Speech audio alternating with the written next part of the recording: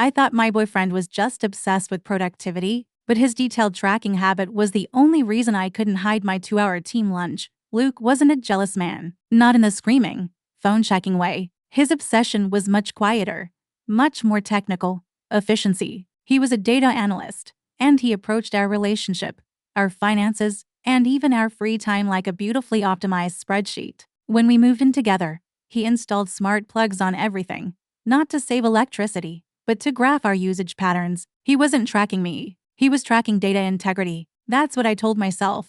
Anyway, when the subtle shift started when the data I was providing began to lie, the office I worked at was small, high pressure, and the pay was excellent. My boss, Marcus, was the kind of man who didn't ask for things. He simply expected them. He was married, sharp, and had this heavy, appreciative way of looking at you when you delivered a big win. He started staying late, and naturally, I stayed too. At first, it was genuinely work launch cycles, client proposals. We'd order takeout and spread blueprints across the massive boardroom table. Luke was fine with it. Overtime as a necessary variable. He'd say, tapping away on his laptop, calculating how the extra income would shave months off our mortgage plan. He trusted the variables. The first time it crossed the line wasn't a big, dramatic moment. It was mundane, almost boring. We were celebrating a successful pitch. Marcus had opened a ridiculously expensive bottle of scotch, and the office was empty save for us. He leaned across the polished mahogany table to refill my glass, and for a split second, his hand brushed my inner wrist. I pulled back a little too quickly, and he caught my eye. There was a look there, not predatory, but knowing. It was the look of someone recognizing a shared secret, even if that secret was only 5 seconds old. That night, I told Luke I was late because the presentation ran long. He didn't question it. He just logged my return time on a shared efficiency app and went back to his graphs. The touches escalated. A hand lingering on my shoulder while reviewing a document. A private meeting where he sat closer than necessary. I felt the familiar, hot rush of shame and thrill every time. And every time, I walked out and felt physically sick. The sickest part? It felt like I was earning my success. The deeper I got into this ambiguous, charged dynamic with Marcus, the more opportunities I got. I was becoming indispensable to him, professionally and something else. I started dressing differently, less for my job, more for the man who would be staring at me across the desk. I was living for his intense, focused approval. The 2-hour lunch started a few weeks ago. It was always at a place across town, one Luke would never know about. It wasn't always physical at first, but it was always deeply, intensely emotional infidelity. He'd talk about his life, his stale marriage, his ambitions, and I'd listen, feeling like the only real person in his world. I was important. I was desired. It felt like the messy, unpredictable human connection that Luke's data-driven life had slowly bleached out of me. The physical part followed naturally, a dizzying, terrible mistake that felt, for a fleeting moment, like coming alive. I'd rush back to the office, my heart hammering, putting on the mask of the diligent employee, scrubbing the smell of his cologne off my skin. What I didn't account for was the quiet cruelty of Luke's systems. He had automated a log of my weekly activity based on my phone's location data, my car's mileage, and even the smart plug usage on my work laptop charger. He never watched it. The system was designed to flag anomalies. If you spend 40 hours charging your laptop at the office, he once explained, and your car only drove 80 miles, that's 2 miles per hour. Inefficient, but within bounds. If you drive 50 miles, but your work laptop was only plugged in for 30 hours, we have an inefficiency.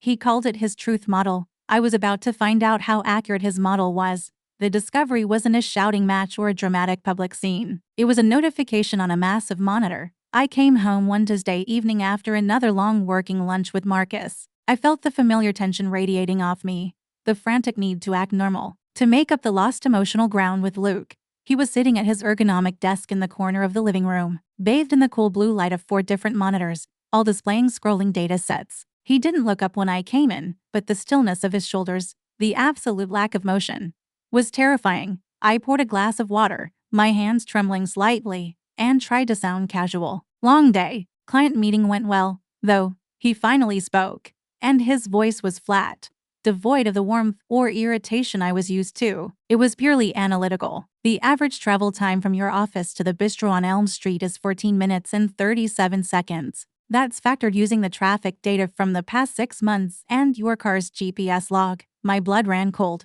The bistro on Elm Street was where Marcus and I met. I tried to backtrack. The client meeting was at the... No, he interrupted, still not turning round. The client meeting was officially from 12:30 p.m. to 1:45 p.m.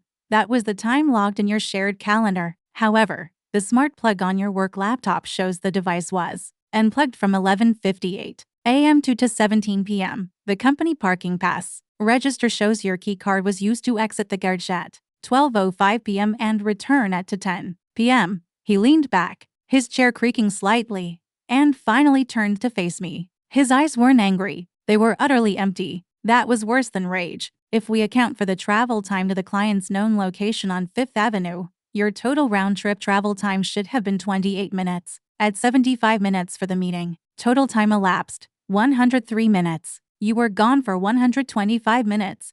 He tapped a key, and a massive, color-coded graph filled one of his screens. It was a visual representation of my past for weeks. That's a 22-minute deviation. On this day last week, the deviation was 19 minutes. The week before, 25. Every Tuesday, you have an unexplained anomaly ranging from 18 to 26 minutes. I stood there, mouth open, realizing he hadn't just looked at one instance. He had built a data model around my betrayal. It was the ultimate gaslighting defense. I couldn't deny the data. I tried to cling to an excuse. Maybe I stopped for coffee. Maybe traffic was bad. Traffic data is already included, he said softly, almost kindly, as if explaining a complex formula to a slow student. And the 4 times you legitimately stopped for coffee on the way home, you used the Starbucks mobile pay, which is locked to the millisecond. There is no transaction data for those 22 minutes. There is only an unaccounted variable in your otherwise perfectly optimized routine. Then he did turn to the computer and pulled up another file. It was a single, grainy photo taken from a traffic camera near the bistro. It showed the back of my head and Marcus's familiar, expensive-looking jacket,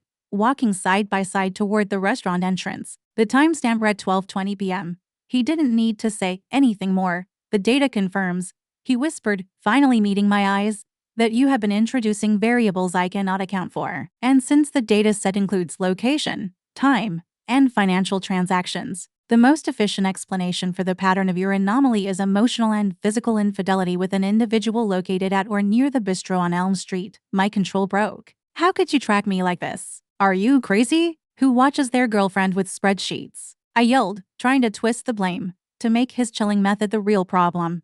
He didn't flinch. I trusted the data to reflect reality. You violated the reality. He closed all the files and turned off his screens, plunging the corner into darkness. The sudden silence was deafening. Get out. It wasn't a request. I don't need the data to tell me what to do now. The variable has been deleted.